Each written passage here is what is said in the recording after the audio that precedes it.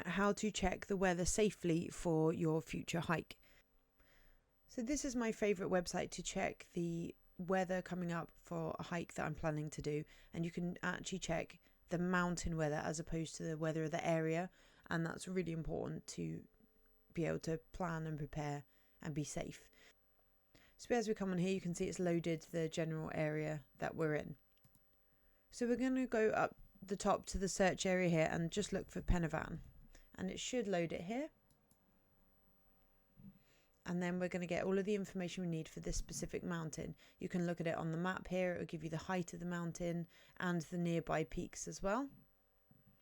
And you can see that it was issued at 6 a.m. this morning. Yes, so that was the last update, and it's due to do another update in 4 hours or so.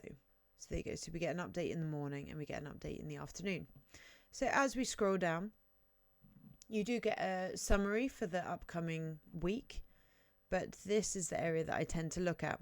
Now you can expand this daily view to get a bigger breakdown across a longer time period. You can't do that on the days ahead unless you pay for Mountain Pro.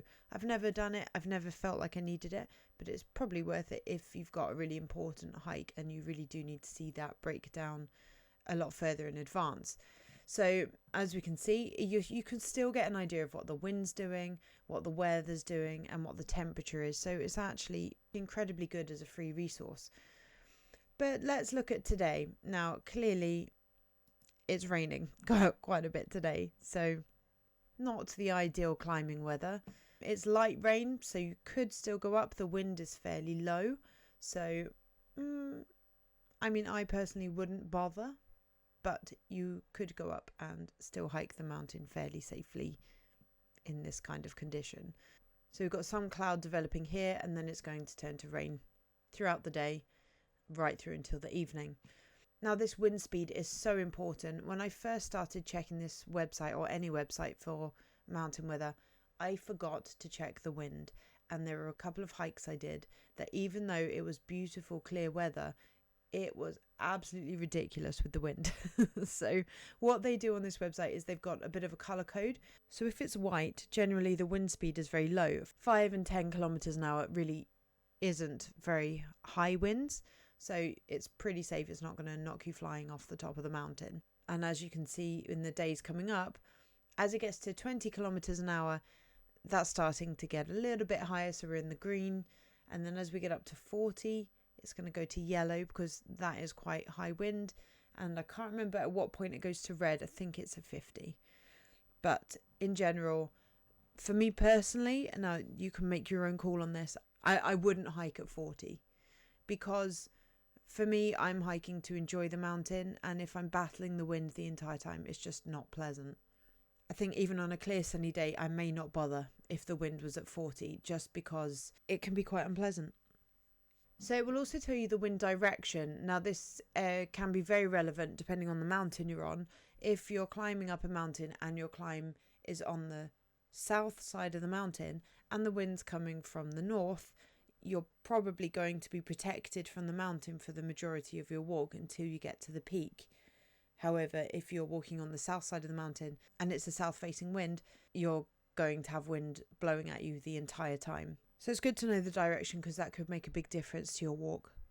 So as we come back to this main screen, we can see this first option here. This is snowfall. So clearly there's nothing here because we are not due snow at this time of year. Occasionally it can happen, but really we're not due any snow, so there's none forecast. So the next one down is a rain forecast. So as we know, it is due to rain today, so you can see it's not a great deal. 0.8 millimeters of rain, 4 millimeters of rain during the middle of the day, so that is starting to get a little bit heavier, and then drifting back off to 0.1 millimeters, so that's not too bad. So if you wanted to know the rainfall, you could quickly scan across here and look for the driest day, which would be this one here because there's only 0.2 of rainfall, and that's just in rain showers. So Thursday's looking pretty good, and the wind is quite low as well. So Thursday would be an ideal hiking day, even if you had to put up with a little bit of rain.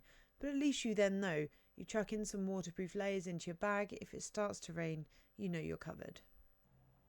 So the next section we come to is temperature. So we've got the maximum temperature, the minimum temperature, and the chill factor. So when we're looking at the temperature, this temperature is indicating the temperature at the peak, at the top of the mountain, not the temperature for the entire day. That's further down here. We'll talk about it in a second.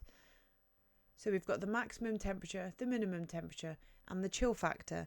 So the chill factor is basically, it could be 8 degrees on the mountain, but because the wind is so high, it's actually bringing that temperature down to 4 degrees. So that's what the chill factor is. So you really want to bear that in mind, because you might look up the local weather and it's like, oh, it's a sunny 10 degrees in Brecon, which is great until you get up to the mountain peak when the wind is very strong and it's halving that temperature, and you're not dressed for 5 degrees, you're dressed for 10. So this is why we check the wind chill. So you can see if we open up today's again, it's pretty consistent across the day. We go 6, 7, 8, 9, and then back down to 8 and 7. So the highs of 9 degrees, not hugely warm, but not freezing either. And because that wind is so low, the actual wind chill only drops it by 1 degrees, which is unusual, really. Quite often when you're up on the mountain, that temperature does drop quite a bit. If we look through the rest of the week, say you were hiking on Saturday, it's 10 degrees. However, that wind chill brings it down to 6 degrees. So you do notice quite a difference. So the next bit we come to is this area that's going to talk about the freezing level and the cloud level. So if you were quite excited about the idea of seeing a cloud inversion, then you could have a look at this prediction for where the cloud level is going to be to see if you would actually be above that if you were climbing the mountain.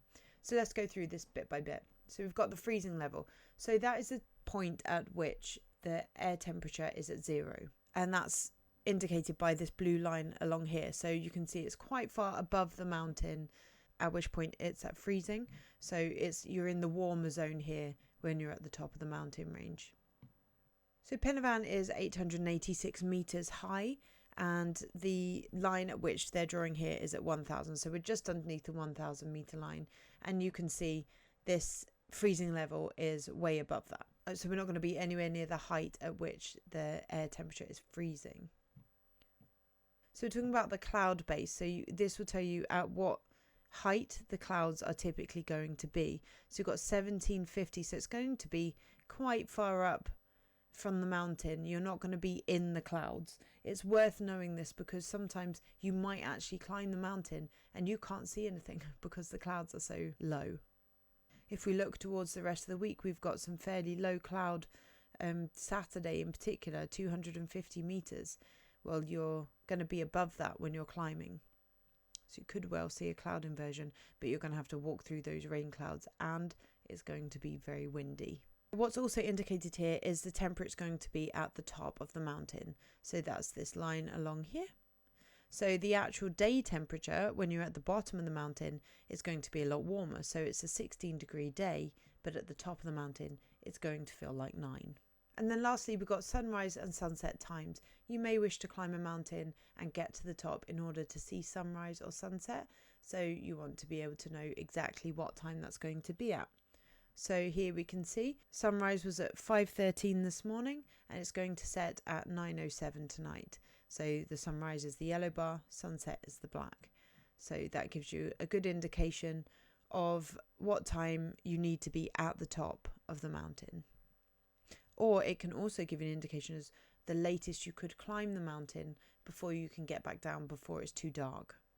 And then as we come further down, this is not the live condition at the top right now. So it's a bit confusing that it's this title, the Pen y Fan Panoramic Tour, is just showing you a view from the top of the mountain.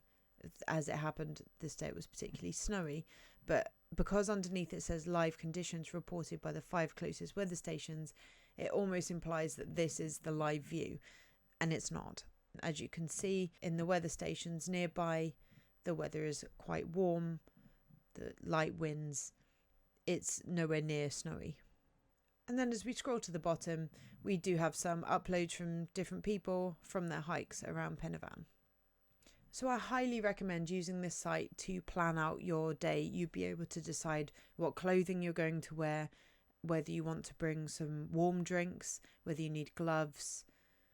Your phone battery is going to go lower if you're in colder conditions, because if you need your phone to call for help, you definitely want to keep that battery. And same if you've got a battery pack, you want to keep that warm, because being in cold weather, that's going to deplete the battery faster in the power bank as well.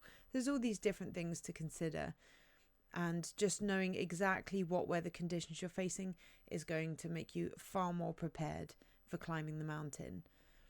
So I hope this really does help. There was a hike that I did on here, and before I really knew how to read this properly, I hadn't checked the wind. I could see it was going to snow, and I was actually quite excited to be up the mountain in the snow. What I hadn't read was that the wind was going to be about 50 kilometers an hour, which is very fast. And it turns the snow from this pretty little snow shower into quite brutal icy slaps in the face.